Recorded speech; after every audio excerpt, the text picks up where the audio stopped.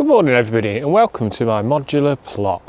I've not posted on here for a while because life got really busy, and when I came down here I had work to do rather than make videos. But seeing today is the solstice, I thought I'd make one.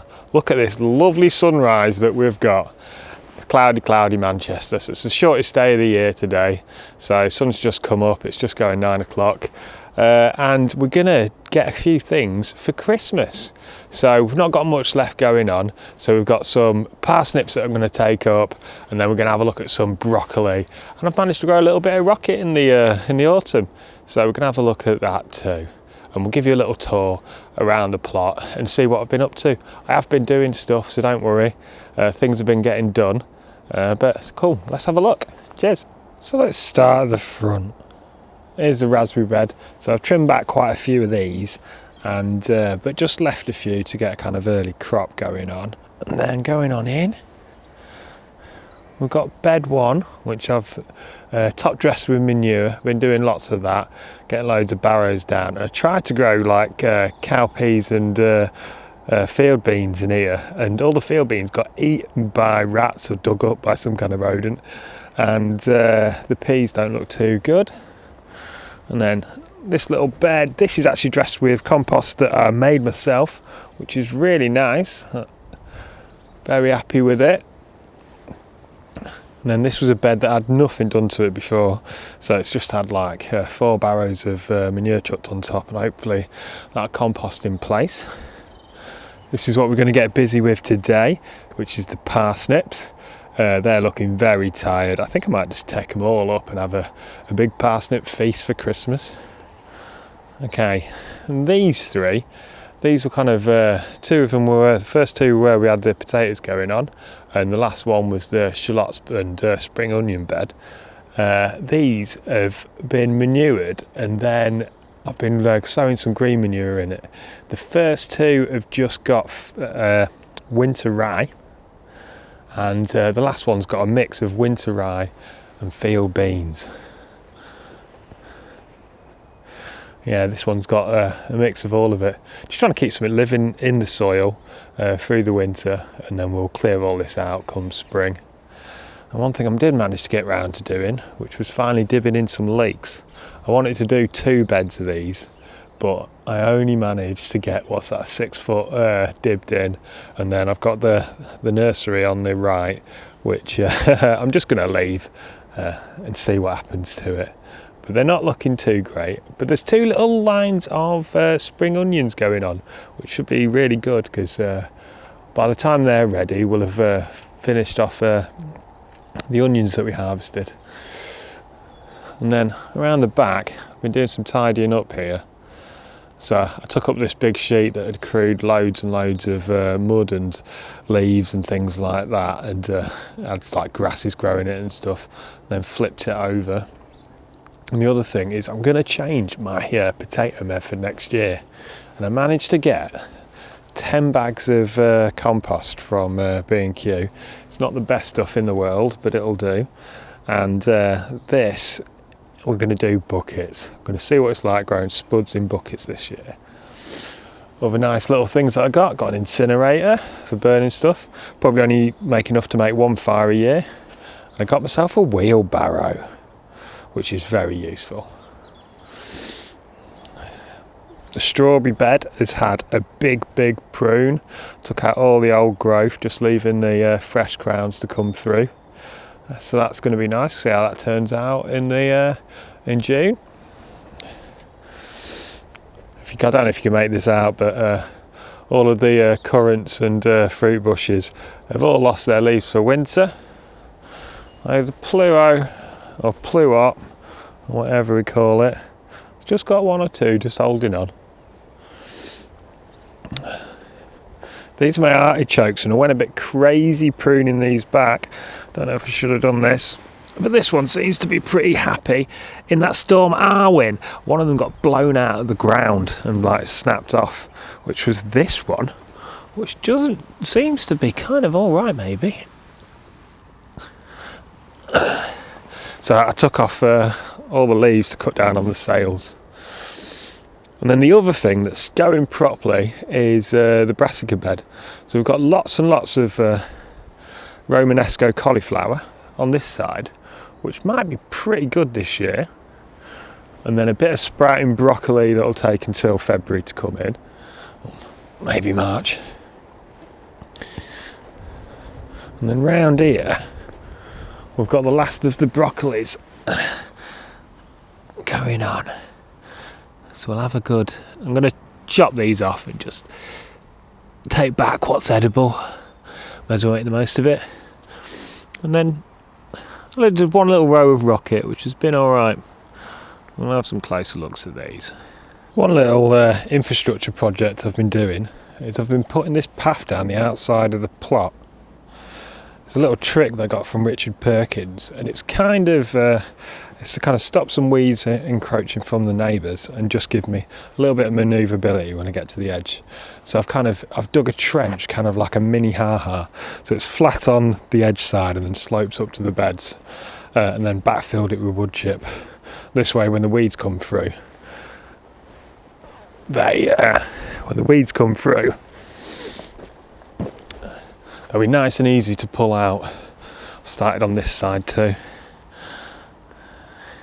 Just kind of demark the area.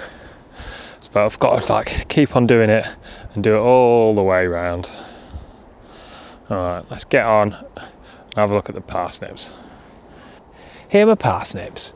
And I grew these in a succession, kind of 2 weeks apart, 2 rows, and I've already harvested the first 2 rows and started on one of the next batch, and I'm just going to kind of take them all up now because look, they have been pretty battered by storms and everything like that, so it's time to have a feast. Let's eat some parsnips at Christmas. So getting them up, they're a bit hard just to pull straight out, so I just like to just raise the soil up a touch. Just try not to invert it, you know, all that no dig malarkey. Oh, they are some tiddlers. I've had better. So I think next year I'm just going to start everything off in one batch. Right at the beginning, because the first lot did a damn sight better. Oh, these ones are alright. I'd much better luck with these than the carrots. There'll be something to stick on a plate. Oh, wow, way! That there is good stuff. You know what, they've turned out pretty straight. The thing that I didn't do was, I didn't actually thin out my parsnips. So hence probably why they're not as big as they could be. We've got a nice splitter. So we're getting onto the later zones now, and they're getting smaller. Like, one of the things about parsnips is they store in the ground really well, so don't really see the point in why I did a succession. But you know, it's fun. It's got to experiment, find out what's a good time of year to actually do things. See, I wonder what these would have been like if I'd managed to get to thin them out. Going to be plenty of scrubbing on Christmas Day. Not too bad off the so this is the last batch. Not massive, but something to eat. So I think that's it. That's it for this. We'll have a little closer look, but I think next year what I'm going to do is I'm going to do all my parsnips at one batch on the earliest date, because the later ones didn't do as well as the earlier ones. You just give them time to grow and a little bit more of summer. And but yeah, I quite enjoyed growing parsnips, and they're really tasty. So definitely recommend it. Really quite easy. But next year as well, I'm gonna thin them out. So I'd probably get a bigger parsnip if thinned them out. But we've got loads of them, so we'll get some maple syrup on, chuck them in the oven for 20 minutes, bish bash bosh. Yeah, on the plate. Cool, let's have a look. Oh, let's have a look at these. So first thing to do, chop the tops off, no point taking that home. Let's go straight on the compost. Don't chop into the actual thing, because that'll start it to go off. You do get some funny shapes. Now that's a decent parsnip. I managed to grow 1 or 2 this size.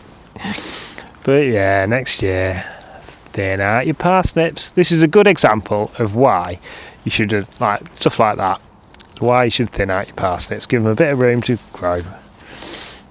You might get less, but you'll get better. They'll be easier to cook. But these are just going to get scrubbed and roasted. But it's first year I've grown them, so to be honest, pretty happy. Pretty happy with this bed as well. This is one that I did manage to earn last year. I didn't put on as much as I've been putting on this year, but it's got a nice texture, though it is quite wet. Cool. So that's it. Some Christmas parsnips. Job done. Amazing just to actually get us some food out of this place at this time of year.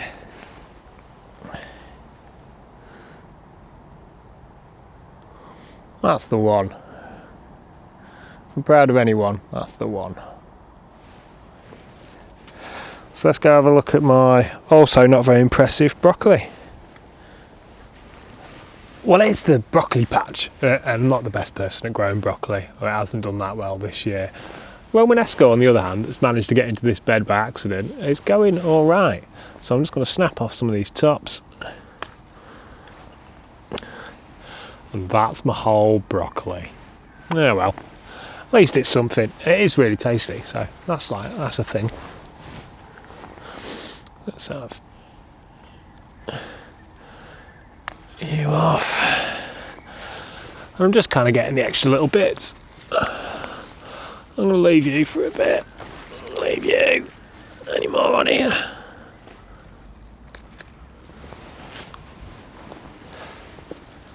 That's pretty tiny. Right.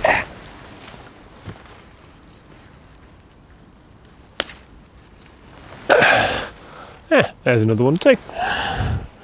But I keep imagining that I'm going to get a massive broccoli, and yeah, I'm not. But here's a little patch of rocket that I put in at the very back end of summer, and all my early rocket that I did in spring all went to seed. So this actually looks pretty happy. I'm going to take a few off here.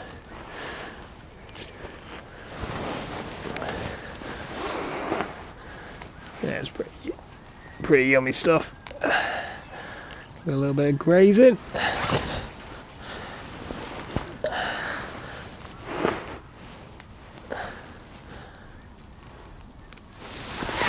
That'll do for like a sandwich or something like that. Thanks for watching, everybody, and if you liked all that, like and subscribe. Alright, see you later, Merry Christmas and a Happy New Year.